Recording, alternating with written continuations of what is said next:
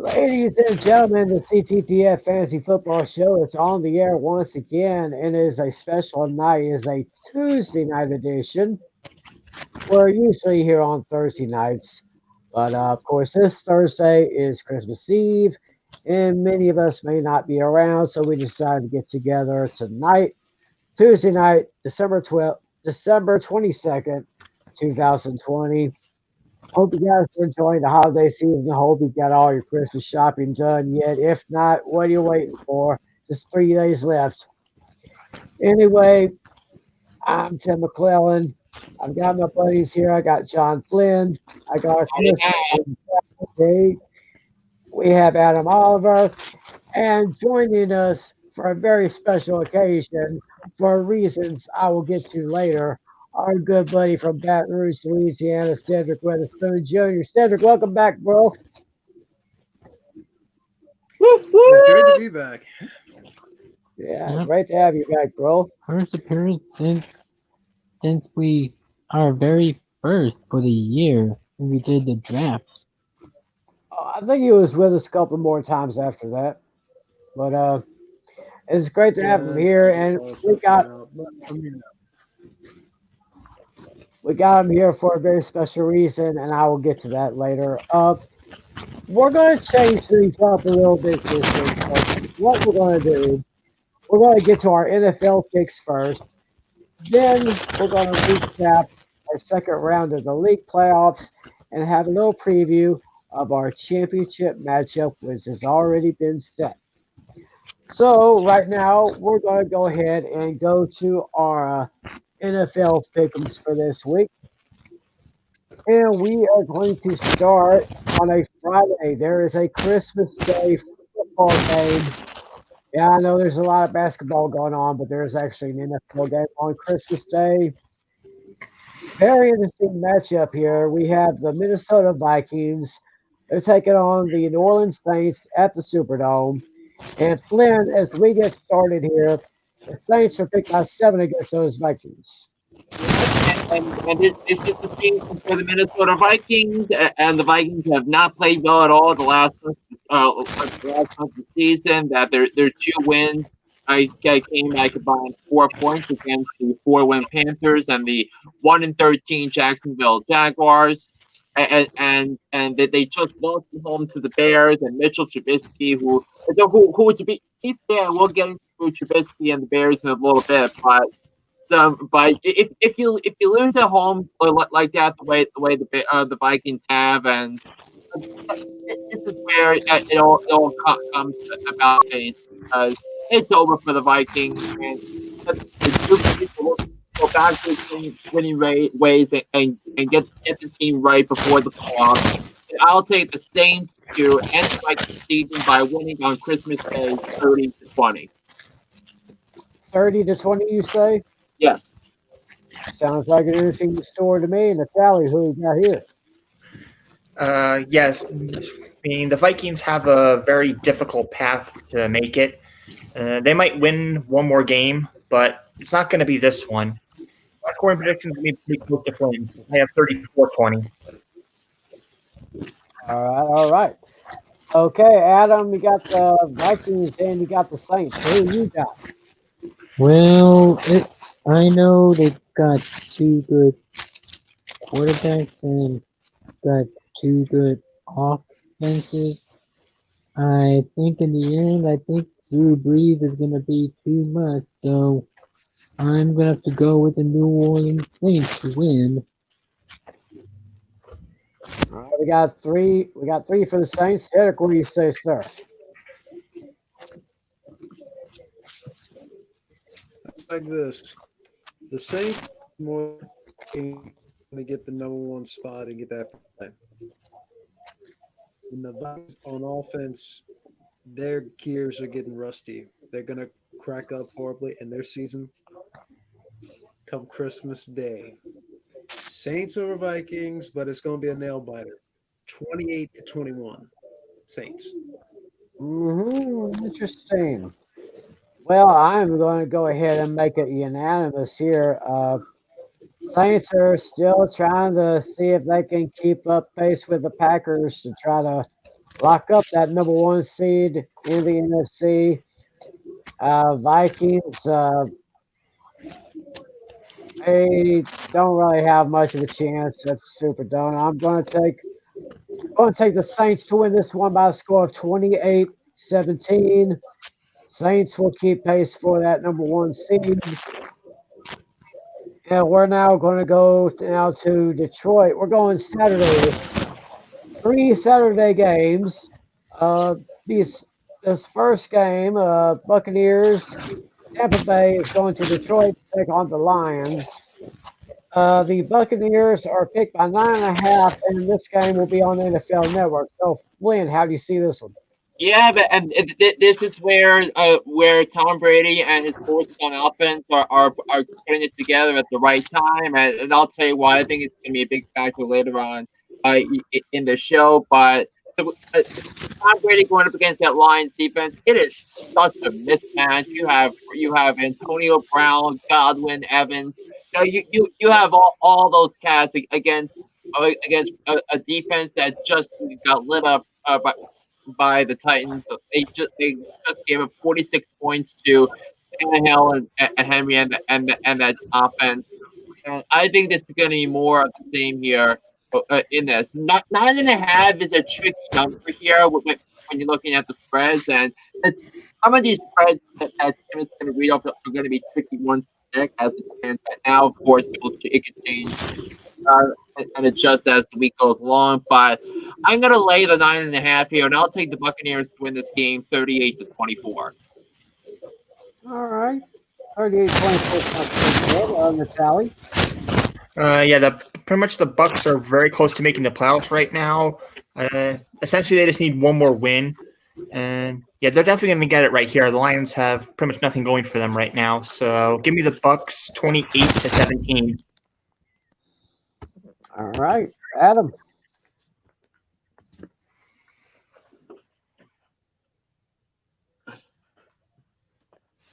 And there he goes. And we are kind of wondering if he was going to have some audio problems. Check your audio there, Adam. Let's go ahead. I'll tell you what. While Adam fixes his audio, we'll go to Cedric with this pick here. Well, pretty much the Lions they're about to become fur coats for the Buccaneers as Tom Brady wears it to the playoffs. You got Antonio Brown, you got Mike Evans, you got O.J. Howard, you got who else? There's a lot more receivers. I'm trying to remember all the names. Buccaneers over the Lions, 42-20. All right. All right. Looks like Adam's got his audio back on. So, Adam, who you got with the Buccaneers and the Lions? Well, like I was trying to say, I expect that the Buccaneers are going to roll over them. So in that case, I'm gonna have to go with Brady's Buck Pirates for the win. Yep. And once again, I will make it unanimous. Tampa Bay, good. I think they're likely to wrap up at least a playoff spot with this win here. And of course, the Lions, just like Natalie said, really don't have much to play for. I say the Buccaneers will win this one by a score of 34-14. Now we have another game. The second Saturday game. This one will be seen on Prime Video. So unless you don't have Prime Video, well, I don't know what to tell you, but it's the San Francisco 49ers against the Arizona Cardinals, and the Cardinals are picked by 5 in this one, Tim. Yeah, over the last couple of weeks, that the Cardinals cracked the code on why they were struggling so much, and a lot of that has to do with the health and effectiveness of Kyler Murray. And Kyler Murray has been tremendous the last couple of weeks. His connection with DeAndre Hopkins has been tremendous, to say the least. And Cardinals are putting things together to make a bid for a wild card berth, and they're certainly on the inside track that thanks to their wins over the Giants and the Eagles in the last couple of weeks. San Francisco presents a trickier challenge because you factor in Kyle Shanahan, Robert Saleh, and that defense. I think in the end, I think there's more talent available for Arizona than San Francisco. So give me the Cardinals to win this game 29-20. And a red belt. So I'm planning to go with Cardinals, Sally. Yeah, I mean, I pretty much have to take the team here that has something to play for. The 49ers are already eliminated, so what more can they do? And right now, there is a 50% chance they're going to bring George Kittle back. If he does, I think that's pretty pointless. Since he has nothing to play for, the team has nothing to play for. Although the Cardinals are struggling a bit, they're gonna win this game and improve their playoff hopes. So give them by a score of 26-16. The tally's going to the Cardinals. Adam Lee. Okay, he's having his problems again. So, Cedric, we'll go with you to pick the Niners and Cardinals. Yeah, pretty much you go with the team that's got something to play for. Cardinals are going to win. I know that because they're just right at that edge, taking out Seattle and all that. So I give it to the Cardinals 35-20. All righty then. And I will go ahead and take the Cardinals to win this one. Don't quite think the Cardinals will actually take the NFC West, but they'll probably go down fighting no matter what. But I got the Cardinals winning this one against the Niners 27-14. And then very interesting matchup for the third and final Saturday game on NFL Network. Miami Dolphins going to Las Vegas to take on the Raiders. Oh, let me get Adam back here. Let me get Adam back here and get his pick for Okay. All right, Adam. Who you got between the Niners and the Cardinals? Well, I think a lot of the 49ers players are hampered with injuries. So I think with that case, I think Seattle. No, not Seattle. I mean the Cardinals will beat the 49ers. Well, you're in the right division there. Well, we get what you're saying. All right, we're just about to talk about the Dolphins at the Raiders, and the Dolphins are picked by 3. So, Flynn, this sounds like a good one. Yeah, yeah, and I think it's Saturday. Boxing Day should be a state holiday in Hawaii because Tua Tagovailoa will be facing Mariota, both alumni of the same high school in Hawaii. So the entire state will be on notice. But I think when it comes to this team, and we saw this on Thursday that the Raiders just simply have no talent on defense, and you can slice the dice the way they can, but the reason the Raiders are not making the playoffs is because they didn't have the requisite talent and depth on defense that you need to win in the NFL. Obviously, Mike Mayock is going to put defense as the priority when it comes to the off season, whether it's through free agency or whether it's through the NFL draft. But that remains to be seen how Mayock is going to attack those issues. But by the meantime, Brian Flores is certainly in the discussion for Coach of the Year, and we wouldn't bat an eye piece to front runner right now with the way he's transformed this Miami Dolphins franchise into one of the better run teams, better coach teams. And I think Tua is going to go off and rush for 60 yards and a touchdown in addition to throwing for 200 yards. So give the Dolphins to take care of business against the Raiders. A final score that I put down was Dolphins 28, Raiders 23. All righty then. So, Natalie, who you got? Yeah, I think this one is probably going to be a lot closer than a lot of people think. I mean, 'cause the Raiders are still fighting, but their hopes are very slim. They pretty much have to win out and get a lot of help, which is definitely not happening. And yeah, the Dolphins have shown they can win without their best players. Like last week, they won without Mike Gesicki. They won without Devontae Parker. And yeah, they have a very talented defense too. Very underrated, very underappreciated. Their defense is going to make a difference in this game. It's going to be close, but give me the Dolphins 24-20. All righty then. Adam, who you got here?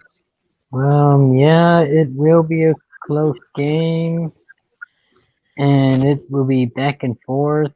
And I think in the end, I think the Raiders will get got their act together, and I think they would win by between either by a field goal or a touchdown in that range.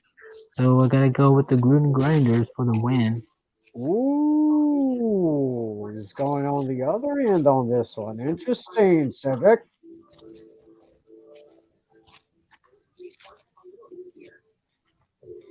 I say like both teams needing to win to at least somewhat improve their position in the playoff contention, because they're right on the edge of getting knocked out. All right on the edge. But Raiders really need help. It's going to be a slugfest. It's going to be a field goal. That edge will go to the Raiders because Daniel Carlson's got some ice in his veins if he's needed. There's over money 27-24. Very, very interesting picks there. I'm going to go with Tua. I mean, Tua has been very, very good so far, and I see a good game for him. And I see the Dolphins winning this one by a score of 27-20. So we got the Sunday games now, and we're going to begin with. Oh my gosh, this isn't even a contest. This has got to be probably the most mismatched contest of the week. The Atlanta Falcons going to Kansas City to take on the champs, the Chiefs. The Chiefs are picked by 7.5. Flynn. Yeah, but I wouldn't say mismatch so fast because if you look at how the Falcons have played on this score, sure they're gonna score points. They can score on anybody as we've seen, but we know that Falcons have been blowing leads. So I'm gonna take Kansas City to win the game because I think the defense is better than Atlanta's, but. I still have my concerns about Kansas City's defense going into the playoffs, and yeah, they allowed Drew Brees to actually somewhat have the team move up and down the field occasionally against that defense. So while I think the Kansas City Chiefs are going to win the game and secure the home field advantage throughout the AFC playoffs, I think it's going to be a tighter game. So give me the Chiefs to win this game in a shootout. Chiefs 21. Falcons 34. Interesting. All right. Kelly, who you got? Yeah, there's not really much to say about this game. Yeah, right now, like, pretty much the Chiefs they're the complete package right now. They've got all the offense, they've got all the defense, great secondaries, great kickers, great punters, the whole 9 yards. So this is pretty much no contest. Give me the Chiefs 38-13. All right, then, Adam. Well, yeah, I think Patrick Mahomes is gonna be all over the Falcons defense in this one. So I think that the Chiefs are gonna run over the Falcons and win them by between 2 to 3 possessions. All right, Cedric, how you see this one? I'll say it like this: Mahomes, Hardman, Watkins, Hill, Kelsey are going to roast Christmas turkey on Christmas. Give me the Chiefs over the Falcons 45-3. Wow, that is brutal. That is brutal. Well, I've got the Chiefs. I got the Chiefs winning this one, of course, but I think the Falcons will probably only put up maybe 19 points at best. I'm not even going to give them a 25. I see the Chiefs winning this one by a score of 38-19. And the Chiefs should wrap up home field advantage throughout the AFC. And let's go to probably another maybe one-sided affair here. We're going to Jacksonville. Jaguars are at home against the Chicago Bears, and the Bears are picked by 7.5. Glenn, what you got?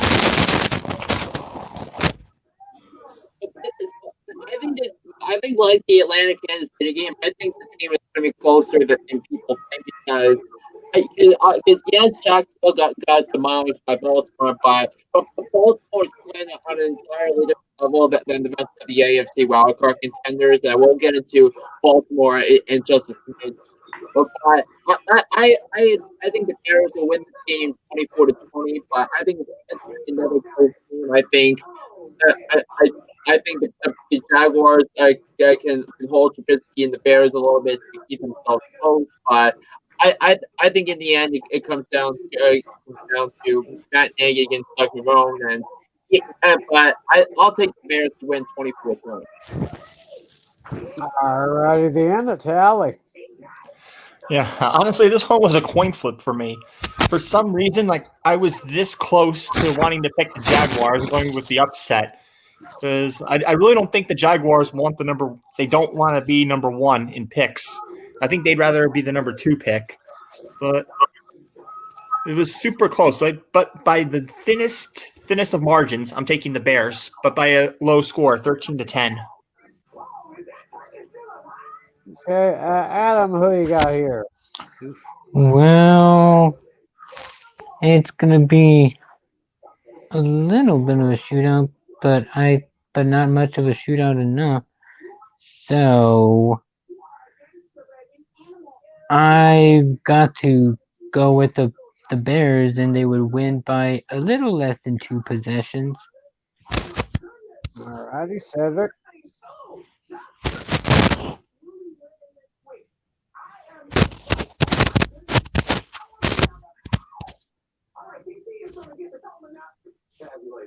Mitch Trubisky decides to be the the former of what he was now. I think the Bears might lose, but I'm not the one horse in the mouth. So I'm gonna give the Bears over the Jaguars, but 17-14 Bears.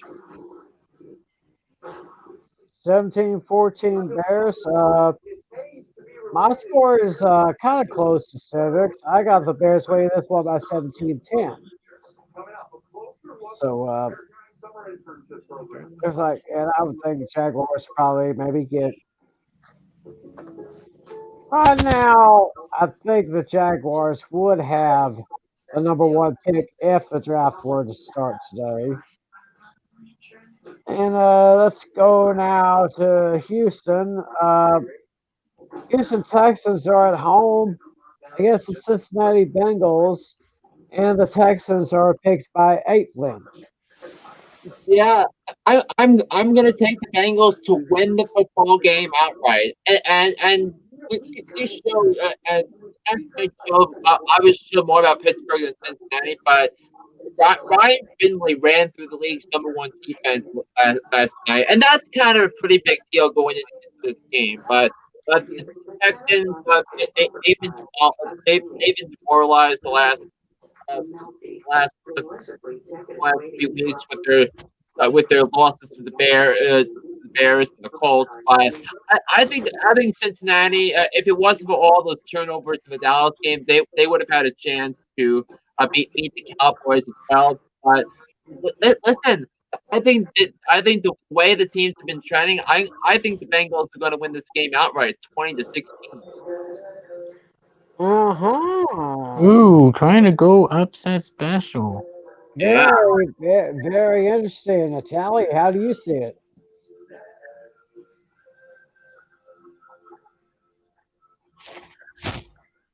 Uh-oh. Oh, I think he's having audio problems on his. Uh, Lagging. Guess, uh, guess while he takes care of his audio issues, I'll just go to Adam with this one. Bengals at Texans. well, I think at that point, I think they could be called the Bungles at this point, or the Tigers. Well, I think Watson we're gonna roll all over the Yeah, this game Bengals is going to be very defense. close. Neither team has anything to play for at this point. It's Okay. Well, like I was saying, I think Watson is gonna go all over the horrid defense, and I think that the Texans will win. All right, Cedric, what you got? Well, the Bungles go nowhere upset over the Steelers, who have dropped 3 straight recently ever since losing to the Washington. But I this. The Texans, they want to win. I know they want to win. I know they're not going to lose to the Bunkers. If they do, it's going to be out of nowhere another upset. But Texans over the Bengals, but it's going to be somewhat close. I'd give it 35-28. Interesting. 35-28. All right, let's get back to the tally for this one. okay. Yeah, you guys can hear me now, right? Yes. Okay. Yep. Yeah, this game is going to be super close. It's going to be a very thin majority. Yeah, neither team has anything to play for at this point. It's just a pride fest. I mean, it's hard to say who has the advantage here, but it's kind of a coin flip here. But because the Texans haven't been the same since Will Fuller has been suspended, I'm going to go with the Bengals here, but by a single point, 24-23. Ooh, squeaker. Oh, that is a squeaker. I've got the Texans winning this one by 10. They will take this one 24-14. Neither team really has anything to play for. I'll give it to the Texans on this one. Now we have what could be another one of those one-sided contests, maybe. We got the Cleveland Browns going to New York to take on those Jets. And the Browns are picked by 9.5. So, Flynn, the Jets finally won their first game last week. Do I hear two? Um, I think I want to focus it's more about the Browns because the Browns have evolved in one of those teams and yes, they're still in the discussion to win the division, believe it or not, with Pittsburgh being Cincinnati. But but I digress. The Browns have been playing a very good kind of football, both offensively and defensively, for last several weeks. And the Browns show that they can win games in multiple fashions. Since the bye week, they can win the defense slugfest, and they can win they can win the offensive shootouts. It's looking to be a cold and windy day at the Meadowlands on Sunday. So I think that this version of the Browns' favor because remember all those games they played in November in the wind and the cold and the rain. I think that's going to benefit the Browns as they secure their spot in the playoffs. So give me the Browns to win the game 2020. All right, in tally. Yeah, pretty much. I think that Jets win was pretty much a fluke. It was crazy. It was crazy how they got it, but they're definitely not gonna get lucky twice. The Browns have a stronger defense than the Rams, but not by much. I mean, the Browns have a better core of running backs too. So give me the Browns in this one, 28-15. All right, 28-15. The tally says the Browns take it. Adam, who you got? I think the Jets, I might have found like a lucky horseshoe in the Jersey Shore in that game. Um, I think the dog pound is gonna roll over the Jets.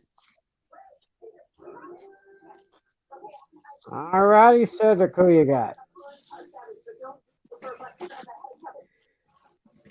I'm just trying to shake off the feeling the Jets somehow pull a horseshoe out of the luck of the Irish leprechaun pot of gold to beat the Rams of all teams. Really, Rams? You gave the Jets their first win? Really? God. Well, besides the point, the Browns, they're going to steamroll their defense like the New York Saints drops. You got Chubb. You got Hunt. They're seeking for another win. Browns over Jets 35-20. No, 35-10. There we go. Oh, mine is almost like yours, Cedric, but I don't have them 35-10. I got them winning 30-10. So give me the Browns, give them that playoff spot, and the way the Browns have been playing here this year, I would be surprised if they could even contend for the top spot in the AFC. We'll just have to see what happens there. Uh, Speaking of the top spot in the AFC, looks like that top spot is for the Steelers to lose. The Steelers are at home against the well, not really surprising Colts team, but the Colts have been playing very, very good. Steelers here lately has been playing like almost garbage. And in this particular matchup in Seattle, in Pittsburgh, I should say, the Colts are picked by 1.5. So Flynn, how do you see this one? First of all, I can't wait to rant on the Steelers on my Hooked on Sports podcast that comes out tomorrow. So that's number one. Number two, the Indianapolis Colts are going to win this football game for several reasons. One, the Pittsburgh Steelers they can't run the ball whatsoever. That the fact that they couldn't run against the Bengals, they couldn't block, they couldn't run, they couldn't send Ben Roethlisberger through multiple interceptions. That's kind of a major problem. Would you guys agree with me that that the Steelers not running the football is a big problem? Sally, Andrew, Wow. Shedrick, is this a problem for the Steelers? Yeah. Absolutely. I would tend to agree. Absolutely. And the Colts are coming off emotional win against the Texans, which went all the way down the wire. I think that the Colts are a more confident team. They clearly have the better offensive line. They have clearly the better rushing attack with Jonathan Taylor and with Naeem Hines and Jonathan Taylor. But the thing that really concerns me about the Steelers is that the Steelers needed to have somebody like J.K. Dobbins or DeAndre Swift or Jonathan Taylor with their first pick in the draft this year, but basically any of those running backs is better than any of the running backs the Pittsburgh Steelers have on their roster, and the Steelers are going to be one and done in the playoffs, and I'll take the Colts to win this game. And the score I have for this one, let me just pull up my document here. I have the Colts winning this game 24-21 in overtime. Oh, overtime. Oh, Natalia, how you follow up that? Yeah, pretty much the Steelers just fell apart like crazy. Basically, the Steelers broke the Steelers. That's pretty much their offense completely collapsed. I think their pretty much their fresh start was by virtue of an easy schedule. They had a pretty friendly schedule at the beginning of the season, but then all of a sudden, since Washington beat them, they just haven't been the same since. Oh, And yeah. the way it's looking, they could very well fall into third place. And that's not something you see every day, a third place team in the playoffs. But the Steelers do have hope on their defense. But however, the Colts secondary looks a little bit better, especially with Darius Leonard, who's probably going to go all over the Steelers offense. So, and give me the Colts in a close one, 31-27. All right. Adam, what do you say here? Well, it's gonna be a close one. Um, but I'm sure that Tomlin would give those defense that team an earful after losing to the Bengals. So, with that being said, I've got to go with the Steelers by beating the Colts by at least a field goal. So it seems Adam believes that the Steelers have a chance in this one. So, Cedric, how do you see this?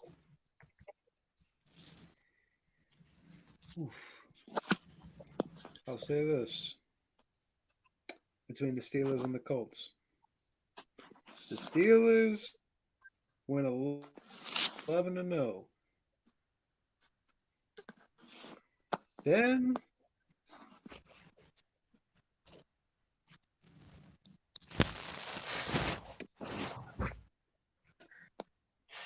lost to the football team. Then lost to Josh Allen and his crew. Go on the road, and if it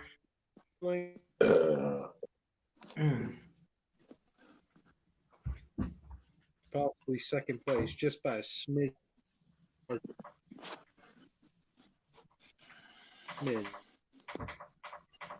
I'm taking this because I feel the Steelers might do something really stupid, and it's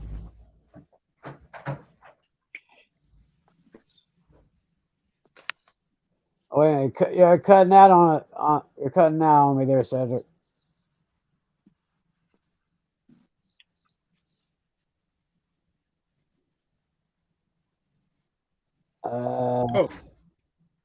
Yeah, I can hear you now. Hear me now? Okay, sweet. Yeah. I'm taking over the Steelers because the Steelers, they be making some mental mistakes at the last second and it cost them dearly. 28-24 Colts. 28-24 of the Colts. So you're going with the Colts 28-24. Well, you're not going to believe it, Cedric, but that's the exact same result I have. 28-24. Come on. No, I'm serious. 28-24 Colts. Yeah, I mean, the Steelers have been playing like crap for the last couple of weeks, and it seems like they're not, if they don't get their act together, and Yeah, I try to tell it to my dad, but he won't listen, and look what happened. Poor soul. Yeah, so it looks like it could come down between the Ravens and the Browns for the AFC North. The records are that Baltimore is 9-5, Cleveland is 10-4, Pittsburgh's 11-3. Okay. Yeah. So basically, if all those scores hold up, if it's the Browns win, the Steelers lose, it'll be Week 17 Steelers at Browns in Cleveland for the AFC North Championship, and probably will be the Sunday night game next week. Yeah, because they always like to put crappy games here in prime time lately. But yeah, I got the Colts 28-24. And now we go to the last of the noon Eastern games for Sunday. We got the New York Giants and we got the Baltimore Ravens. The game's in Baltimore. And Flynn, the Ravens are picked by 11 in this one. I wanted to try to find ways for the Giants to upset the Ravens. I can't find them. Baltimore is playing at a ridiculously high level right now, and it showed the last 3 weeks. The last 3 weeks, the way they've been playing, I think that continues right here. They're going to roll over the Giants, and the Ravens are finally healthy on defense, and Lamar Jackson is back to being his normal self, and that's a big deal. And I don't think if the Ravens get it, and right now they're on the outside looking in because of tiebreakers. But if Baltimore finds a way into the playoffs, they're going to be a scary team.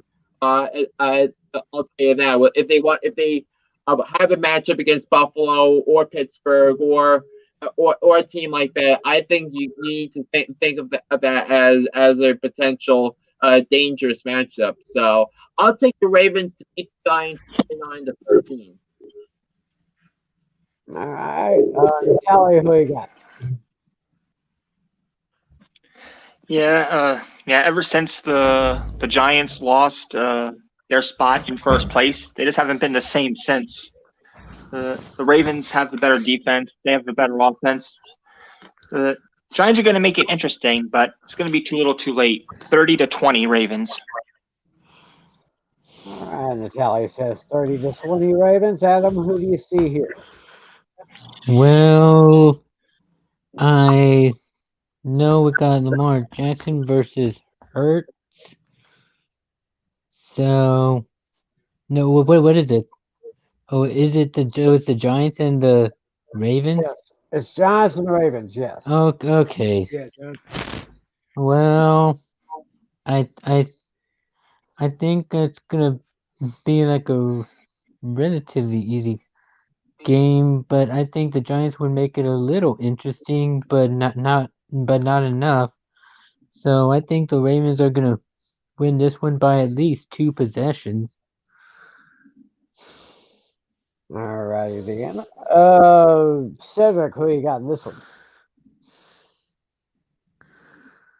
Whoo-wee. Ravens versus Giants. Ravens on the outside looking in. They just need a few wins and praying and hoping the others lose.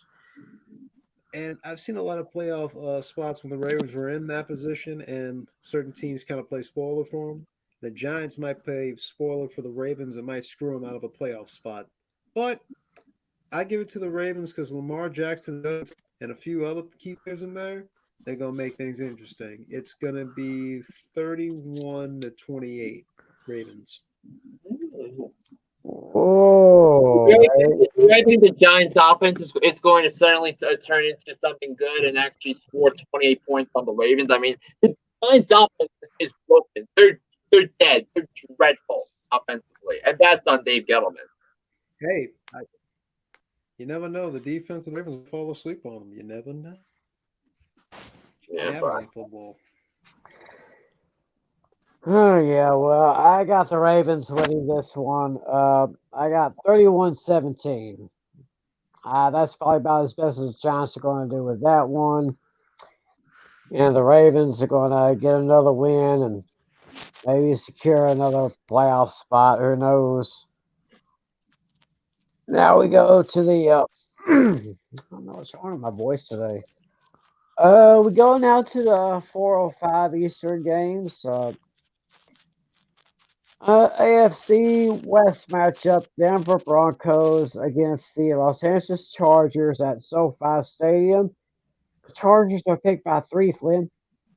Yeah, I'm gonna take the Broncos to win the game on the road. I just don't know how the Chargers beat the Raiders on Thursday night, but in spite of all that, I think Anthony Lynn is going to show again why he's going to be fired by the Chargers and why I think the Chargers need to change coaches about the next couple of weeks. And there's going to be a lot of head coaching vacancies in the NFL. I think more this coaching carousel than we've seen in recent years. But I think with the Broncos, I still want to think highly of them of their offense, but they put together a good performance against Carolina on a couple weeks ago, and then the defense solved the phenomenon that is Josh Allen. But in that event, I'll take the Broncos to win in an upset. Broncos 27, Chargers 24. Okay, Natalie. Who you got there?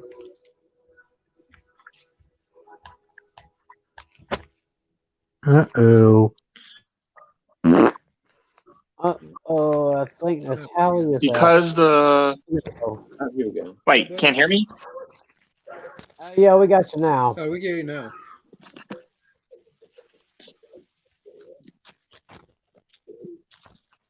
Oh, okay. Yeah, I was gonna say, yeah, this one was kind of a tough one. This one could really go either way, but I think the Broncos just have a slighter advantage because the Chargers are dealing with some injuries right now. Yeah, Keenan Allen is dealing with an injury, and Eckler hasn't been too great since coming back. But because the Broncos have a slightly better defense, I'm going to give it to them, 28-20. All right, so Natalia's going with the Broncos. Adam, who are you going for? Well, it's gonna be a pretty close game, but I think I gotta go with the Chargers with a by a field goal. All right, so Adam's going to go with the hometown Chargers. Cedric, who are you going for? Well, based on the track record of the injuries Natalia put up for the Chargers, I've seen the Chargers. They had talent had a potential to win games, but then they blew it at the last minute of the fourth quarter. You go have leads, you got to contain that and just keep it. If you just can't do that, then the Denver Seabiscuits are going to run over y'all 0 charged up butts. I'm taking the Denver Seabiscuits over the Los Angeles Chargers. 1-16. All right, so he's going with the Broncos too, and yeah, this is probably the most difficult game for me to pick. I thought about it back and forth. Just basically had to flip a coin. It came up that I was going to take the Broncos to win this one. So not going to be that big of a scoring matchup in my opinion. I'm going with the Broncos by a score of 21-17. Now we have a very interesting matchup here. We have the Carolina Panthers going into Washington to take on the football team, the no names, the generics, whatever you want to call them. And Flynn, if I'm not mistaken here, let's see. Oh yeah, Washington's picked by 2.5. Yeah, this one all of a sudden became a lot trickier for me to decide on because Dwayne Haskins is in the COVID protocols after violating the health and safety violations on Sunday night when he went into a strip club, with the patrons were not wearing masks and weren't social distancing. So that's going to be a distraction for Washington as they try to wrap up their first division title in 5 years, and this is where Giants fans can now confidently say they made the right decision, whether it's between Daniel Jones or Dwayne Haskins. But if Alex Smith isn't going to play, I just don't know if Washington can get the job done, take care of business, and close out the deal here. So, with that in mind, I'm going to take the Carolina Panthers in an upset special. Carolina 24, Washington 21. Ooh, interesting. And also, by the way, this is going to be the Ron Rivera revenge game because remember Rivera coached all those years with Carolina, and that's his first game against the Panthers since he fired last year. Yeah. So Natalia's going with the Panthers. No. Flynn's going with the Panthers. Natalia's going with. Yeah, I'm actually going to take the Panthers too. I actually think there's a good chance Washington could fall apart here. Although they have a pretty strong defense, DJ Moore is going to be the difference maker here, and he's going to get a couple touchdowns. So give me the Panthers 29-25. Okay, Adam, who you see in this one? Yeah, I agree with you and the Only I do have a feeling that the Carolina Panthers are gonna win, and I know the generics are gonna make it interesting, but I do believe in a nail biter that the Panthers will win. Cedric, who do you got in this one? Whoo. One team out of playoff contention, another team currently on top of the NFC East, which is not good. That thing is more torrid than the New Jersey Turnpike. Holy crap. Teddy Bridgewater, Curtis Samuel, and DJ Moore are going to make things happen. They bet to hold the cell. But it's going to be a tight one. I say 21. No. Take it back. 24-17. 24-17. Who did you pick in this one? Panthers 24-17. Well.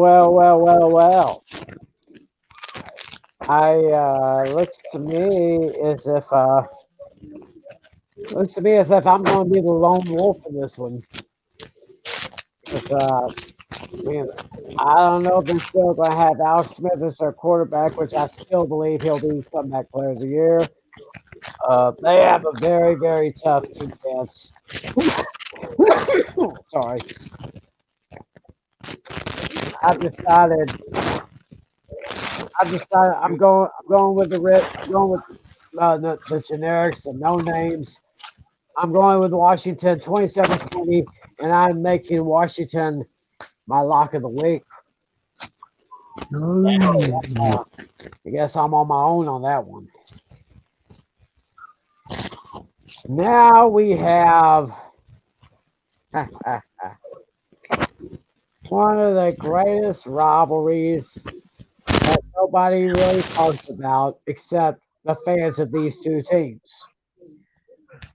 We have the filthy Philadelphia Chickens versus America's team, the Dallas yeah. Cowboys. Thank you for your approval, Adam. Uh, hmm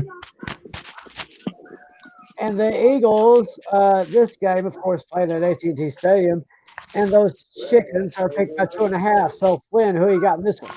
Yeah, I think in order to look at this, I think we need to look at the results of Jalen Hurts' first two games as a starter in Philadelphia. Now, there are people that are going to say going into this game that Jalen Hurts now has some film that of the team to look at and maybe adjust accordingly. But I think Jalen Hurts after the game on Sunday, I think he did everything right that the idea he might have had 365 pass yards, four total touchdowns, but he said it perfectly that if the team doesn't win, what good is all those gaudy statistics going to do for you? So, but with that in mind, with the Eagles still somehow, some way in the mix of the NFC East, I think the I think the Eagles with Jalen Hurts, I think they're going to let out some frustration. They know it's a big game. The Eagles offense has been much more compatible with Jalen Hurts against Carson Wentz, and the Eagles fans are going to be debating between Jalen Hurts and Carson Wentz the entire offseason. And I think the Eagles will go down to Big D and knock out the playoffs and so conversation once and for all. I'll take the Eagles to win 28-24. All right, Natalie. Yeah, this one is going to be super close. Yeah, both teams are fighting to get into the playoffs. The loser, for all intents and purposes, is going to be eliminated. It's going to be a very toe-to-toe matchup, very defensive on both sides. It's going to get into overtime, and I think it's going to be a game-winning field goal by Greg Zerline, 23-20 Dallas in OT. Ooh, 23-20 in overtime. Greg the leg with the game-winning field goal. That sounds good. Where did Cedric go? I was going to get his opinion next on this one, but I'm just going to go ahead let's just get it over. Oh, there he is, Cedric. I was going to come to you next with this Yep. game, the Eagles at the Cowboys. Oh, goodness gracious. It could go either way at this point. You got Der Schultz, Michael Gallup, Amari Cooper, and Big Zeke. Eagles, they got Jalen Hurts. They don't. The defense don't know what they're gonna do with them. If they can't stop Jalen Hurts' run, does get the edge, but it's gonna be a close one. 28. I give the edge to the Eagles. So he's going to get the edge to Eagles. All right, Adam, I got to hear your opinion. We got those Philadelphia chickens, buddy. How do you see it? Well, I do like agree that there will be a game-winning field goal by Greg Zerline, but not in overtime. So I gotta give give the Cowboys with a win with a game-winning field goal by Greg Zerline, and giving the Cowboys some chance of winning the division. Yeah, that's the way I see it. I'm going to admit I've seen those highlights of Jalen Hurts last couple of weeks. He kind of scares me a little bit. I mean, this kid has got something. I've only seen like 2 weeks worth of highlights. I've read his numbers. This kid is pretty good, and he's going to try to stymie our defensive secondary, which of course has been the Achilles heel for the Cowboys for over the last 15 years. And I still think the Cowboys need to draft some more safeties and more corners for this upcoming draft coming up next year. Actually, I'm gonna go with the Cowboys. Break the leg field goal. I'm gonna call it Cowboys 30, Eagles 27. Cowboys will still have a fighting chance to take the NFC East. And now we have a very interesting matchup with two NFC West teams. We got the Los Angeles Rams against the Seattle Seahawks, and the game is in Seattle with the Seahawks as 1.5 point favorites. So, Flynn, who you got? Yeah, knowing Sean McVay so too well, and knowing what he brings to the table, that I think the Rams bounce back in a huge way. I think the Rams they were the embarrassment of the NFL that uh, after they lost at home to the pathetic defunct Jets on Sunday. I think they bounce back in a big way, and I don't have bowlers in the secondary, but I don't care. I'm going to take the Rams and Robert Woods and Jared Goff to win this football game, 31-27. Uh-huh. So Flynn's going with the Rams. Callie, who you got? Yeah, this one's going to be a close one. Probably this game could very well determine who wins the division here. And both both teams are fantastic on both sides, but I got to go with the team that's more proven, the team with the better quarterback, Russell Wilson and the Seahawks, 35-30. Oh, with the Seahawks, interesting there. Adam, who you got? Well, it is gonna be pretty interesting, but it's gonna be back and forth. But yeah, I gotta give the edge to the better quarterback, which is Russell Wilson, and I'll get Seattle for the win. All right, Cedric.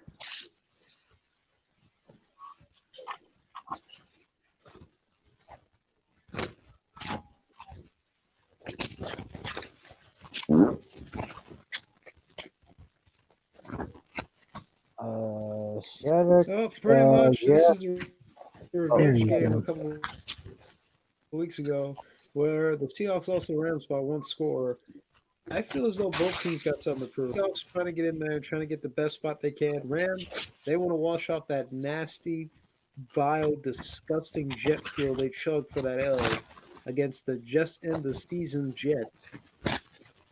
But I got to give it to the Seahawks. But it's going to be down to the wire. One possession, 35-28, Seahawks over the Rams. And I too am going to I am going to take the Seahawks.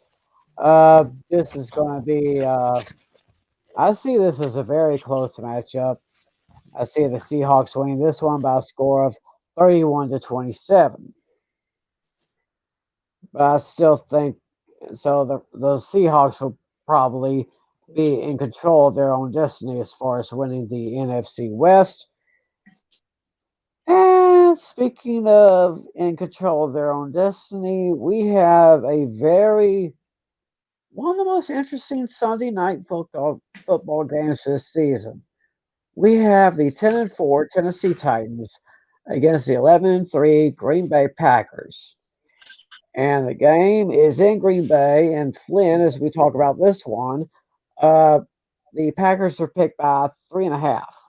Yeah, first of all, try to work on getting Adam back in. But second of all, I think this is the toughest game of the week for me to pick. Because you know how much I've enjoyed Packers and Monty Adams has been sensational for Shedrick this season and for the Packers. But I think the 3.5 is what makes it so tricky. So and you know how much I love watching the Titans offense. Actually, believe it or not, the Tennessee Titans have the number one scoring offense in the NFL. Not Kansas City, not Seattle, not Green Bay. The Tennessee Titans have the number one scoring offense in the NFL, and I think this is going to be an entertaining game. I do have concerns about both these defenses as we get as we look at how they're going to fare in the playoffs. I think the Packers will win this game. In a classic, I'll take the Packers to win this game 30-27. Ooh. So Flynn sees a very tight match in this one. So Natalie, who you got in this very interesting matchup? Yeah, this one was actually the most difficult one for me to pick. This one could really go either way. I believe I picked this team every single time this season up to this point, but I think the streak is going to end here. For the first time this season,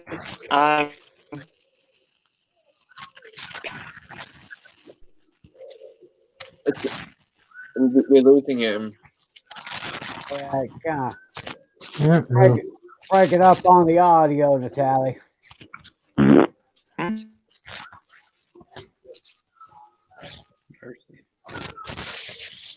Uh, all right. While we wait to get Natalie back up and going, Adam, who you got here? It's gonna go. It could go either way. But both teams are good and they got good quarterback.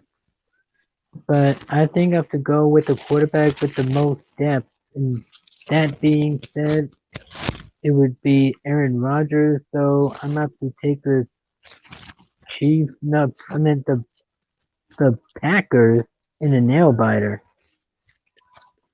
Packers and a nail biter. Yeah, we already talked about the Chiefs way back at near the beginning of the show there.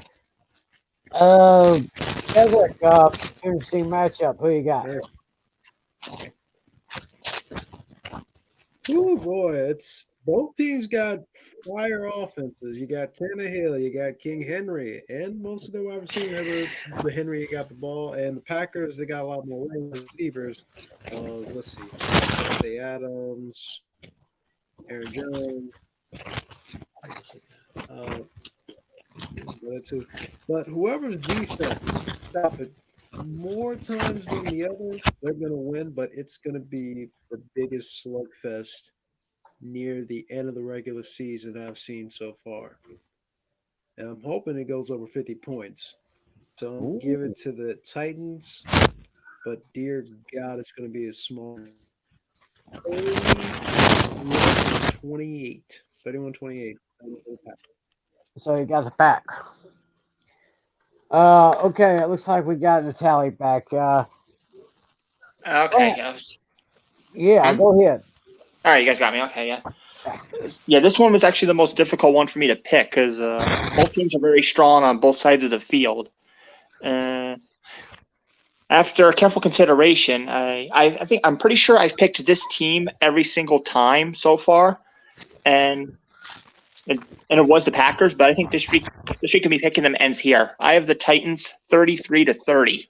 Ooh, ooh, wow. I don't quite know how to react, but I mean, yeah, those Titans have been strong all year, and so has those Packers. Uh, but when it's the Packers and they're at home at Green Bay at that frozen tundra, and you got that bad man, I can hardly ever go against him. I've always told myself never count out Aaron Rodgers. I say this will be a close game, nip and tuck all the way till the end.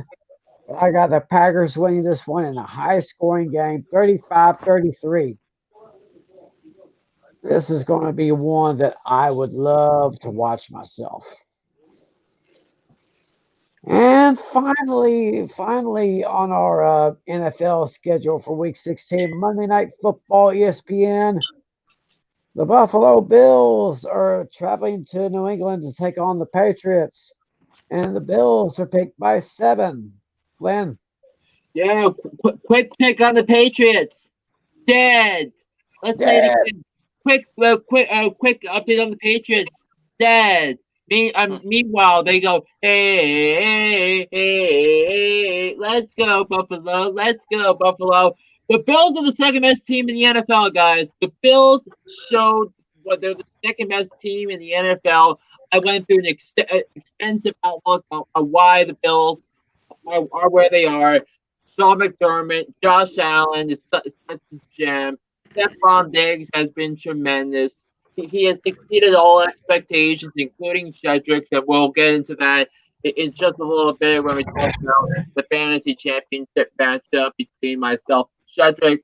The Bills are putting together all the pieces at the right time. And right now would be the number 2 seed in the AFC if the season ended today. And I think it'll continue over in their game against the Patriots as they win. My score for this game is Buffalo 30, Patriots 14. And once again, the Patriots are dead. Patriots are dead. Niedermeyer, Niedermeyer, dead. Dean Wormer, dead. Patriots. I love that Animal House reference there, buddy. Mm-hmm. Natalie, who you got? Yeah, well, it's about time. The dynasty is finally over. They, they may finish the season above 500, but at least we know they won't make the playoffs. Yeah, the Bills are clearly the better team here. I think they actually have a legitimate shot at going to the AFC Conference Championship. And with that being said, these are words I don't use that often, but I'll use it here. Lock of the week. Give me the Bills 38, the Patriots 16. Wow. Natalie predicting a Bills beat down. Adam. Well, I yeah, the Patriots dynasty is basically over. So, and I know it's gonna be and I know the Patriots were trying to do everything, but I think the Bills are gonna be too much. So I'm gonna have to go with the Bills with the 2 possession victory over the Patriots. Ooh, 2 possession victory. Nice. Cedric. I'll say this: this pick right here, all of us might be unanimous on who's going to win, but I'll say this: the Bills, they were developing, and they developed into one of the greatest AFC teams I've ever seen. You got Singletary, Diggs, Cole Beasley, being on fire when he needs to. And Jesus Christ, when he needed to be on fire, Lord, fire and put him out. And you know Josh Allen. Oh yeah, sure he had a little tricky start against the Texans one playoff game long ago, but when he came back, oh sweet Lord, nobody can stop him. It is going to be a punch in the mouth, asserting their dominance over their rivals, the New England Patriots. It's going to be 38-14. Bills over Patriots. Yes, it is. It has been so many years. It has been a long time. They had an excellent run.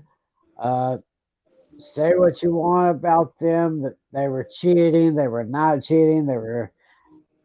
You could say anything what you want, but I think I can say it too. That dynasty is over, done, dead. Patriots are dead. Yeah, and I got them dead in this one. Even though they may make a game out of it, I got the Bills winning this one 28-21.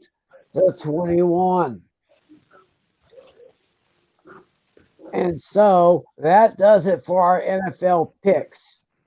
Now, what we got to do, we have to recap last week's league contest for our second week. We basically had our semifinals in the winners bracket. Going back to that page right now and looking at that, we had our rookie sensation Cedric himself right here with us with a nice 157.3 victory over John Natale 151.8. Yeah, one hell of a battle, Cedric. Good game. Same to you, brother. I was like, Yeah, and and that your run didn't I score me any points. that, Now we have go on. And in the other big semifinal matchup, we had our man Flynn with a 180.0 to 132.2 victory over Andrew St. Clair. Mhm. We're going to get some comments from these guys in just a moment. But right now, the winners consolation ladder had Will, last year's champion. Well, he was last year and the year before, with a 197.9 victory over Adam, 194.5. I can't be this tired already. It's been a long season, Tim. True, true. And of course, it's been a season unlike any other because of the COVID-19 thing and everything that's been going on. And in the consolation ladder, we had three matchups. I defeated Marty by a score of 144.2 to 133.2. Nels almost with a 100-point win over Erica, 188.2 to 88.8. And Spencer defeated Mark 116.0 to 105.8. So now, as we look ahead to our final week of our season, in the winners consolation ladder, we have we have two matchups in the winners consolation ladder. We have Natalie going up against Andrew St. Clair. Right now, Natalie has a 152.5 point advantage over Andrew, who is right now projected at 147.5. And we have a matchup between Adam and Will. Will has a slight 157.3 advantage over Adam 155.1. And now to the consolation ladder. I got a matchup again against Nels. Um, Nels is projected at 157.8, and I'm projected at 132.6. So maybe I can make the right changes in my roster. We got uh, we got Spencer. Spencer's going up against Marty. Spencer is projected at 132.5, and Marty is at 123.8. And finally, we have Erica going up against Mark. Mark is projected at 126.9, Erica at 107.3. But now, ladies and gentlemen, we have to talk about our championship matchup featuring our man himself, John Flynn, who right now is projected at 167.1. He is going up against our rookie sensation, first year in our league, and he's in the championship game. Cedric Weatherspoon Jr. right now is projected at 163.4. So, with that being said, I would like to put the spotlight right now on Cedric. I'm going to give him a few moments to make some statements and kind of state his case for for this big finals matchup we got. So, Cedric, I'm giving the floor to you right now for the next few minutes. Go ahead. All right. Well, guys, I never thought I was going to get to the championship. Maybe playoffs. Yeah, I was looking on the outside, looking in. Next thing you know, I'm going from 7th to 4th, then all the way to the first place. It blew my mind. And then, oh, sweet Lord. Then I went matchup. I had a bye week. Then I had to take on Natalia. It's like, okay, Natalia's a powerhouse. He kicked my ass last time. It's like, this is it. This is my time. I'm going out this week. I'm going out. And the scores, it's like Natalia's keeping on me. If anybody makes a play and Ebro doesn't pick me up nothing, I'm screwed. But it didn't happen. And I thank God for that now on Flynn Flash. So he have a trick or two up his sleeve. So I'm up against some stuff. Flynn, good luck to you, because I don't know how this week's going to go big. I know it's going to score little. But good luck, sir.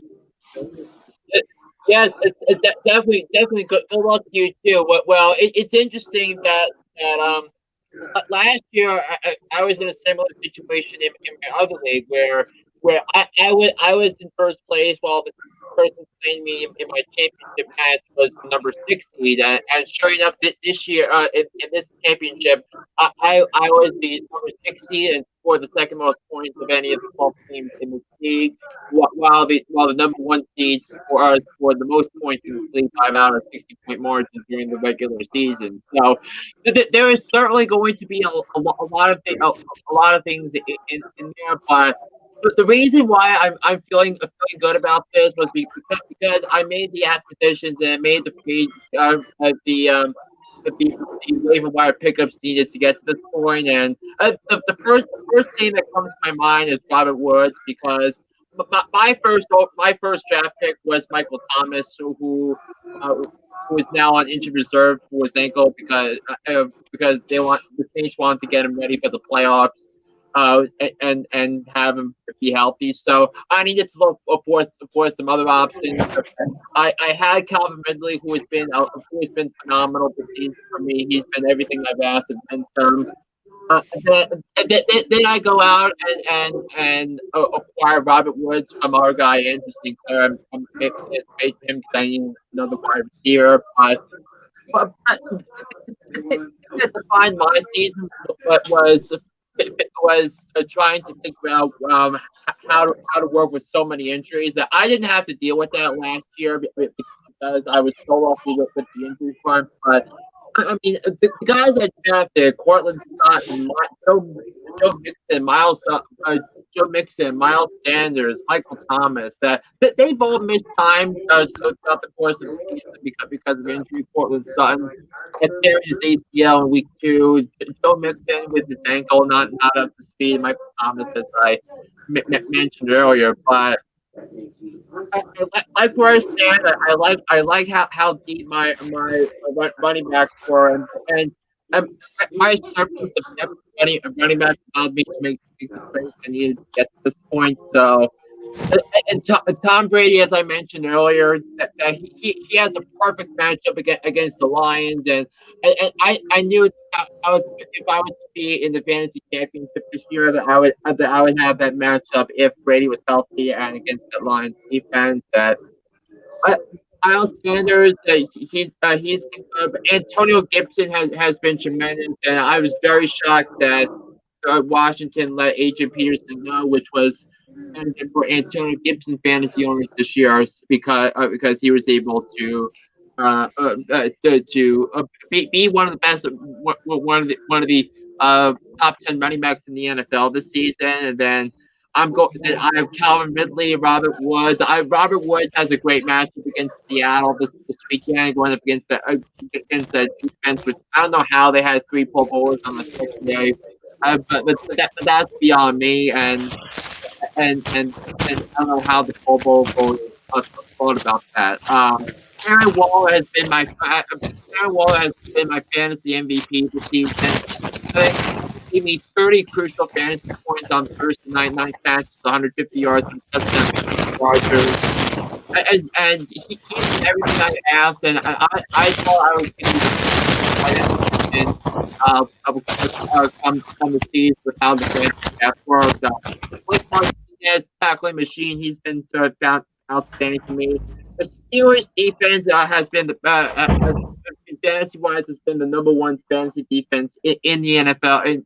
Will Lutz, he hasn't had that many field goal attempts because the Saints have been down in so many games, and Sean Payton's not to be aggressive and score touchdowns, but that was kind of expected because of the emergence of Taysom Hill and needing to win touchdowns to win those ball games, particularly that Week 13 game against Atlanta, but with all that being said, it's certainly not going to be easy because Shedrick Shedrick has some dudes out there with Kamara, Adams, and Stephon Diggs, and Alvin Kamara's stock looks to be going up at the right time because of the lack of availability of Michael Thomas and Drew Brees coming back, which allows a lot of dump passes to Kamara, which and in this PPR league is crucial.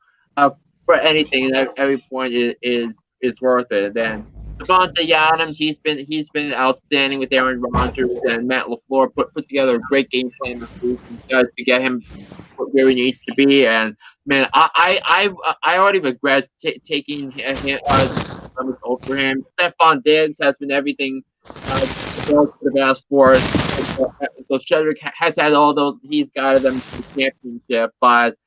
The T.J. Hawkinson's been good for Shedrick.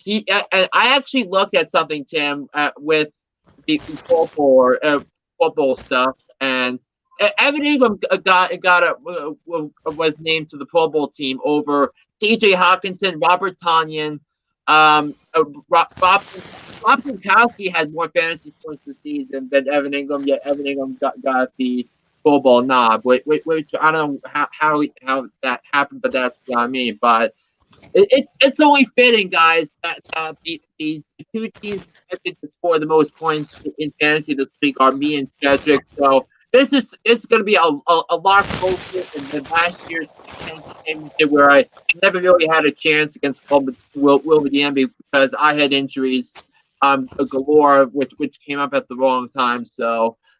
Good luck, Cedric. It's going to be an entertaining week. It's going to be, and this one's going to come down to the last whistle. So it was a pleasure playing fantasy football with you guys once again this year. Yeah.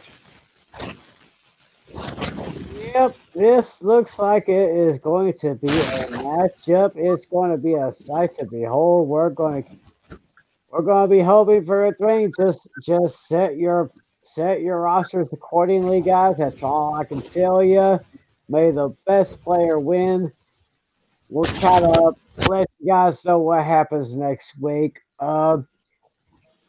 Next week, of course, is going to be almost New Year's, so I was thinking maybe we go live again 1 week from tonight, same time, same channel.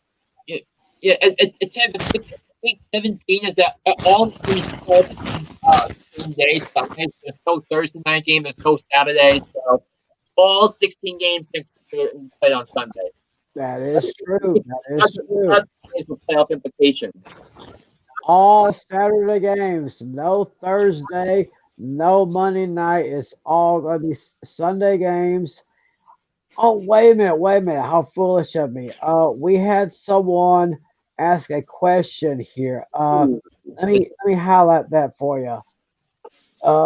Munir and pick a full flex, full PPR. Godwin, Gallman, Drake, Kittle, Mixon. So George Kittle and Joe Mixon are unavailable because of injuries. So Wayne Goldman has like an impossible matchup against the Ravens. Chris Godwin could be a dreamy matchup against the Lions. We'll have to see what type of play call Bruce Arian has. But Kenyon Drake was actually John Natale's raspberry, and probably the biggest reason why Natale isn't in the fantasy championship. But will he do better against the 49ers? Well, the thing that benefits that might benefit Kenyon Drake is that Tony Pollard just torched the 49ers defense just a couple of days ago. But the same 49ers defense goes up in a short week against Drake and the Cardinals. So if there were two of the names, you definitely go with Chris Godwin and Kenyon Drake. Very nice. Hope you got that, buddy. Well, what a show we had.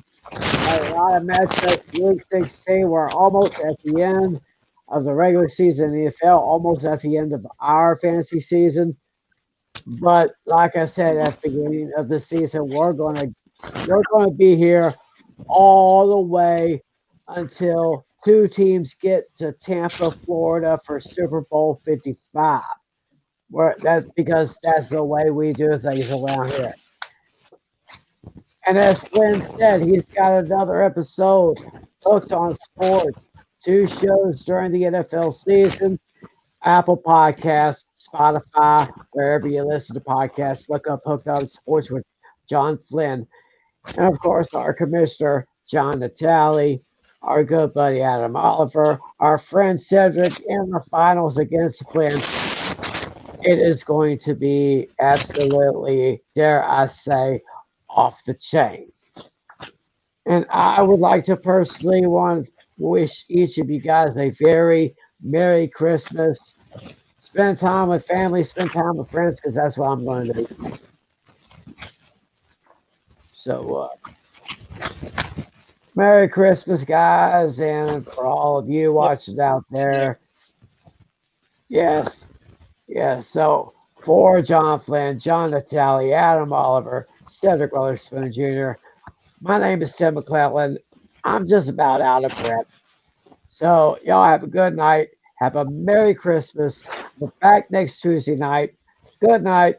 God bless you. And as always, be a good sport. See ya. Merry Christmas. See ya.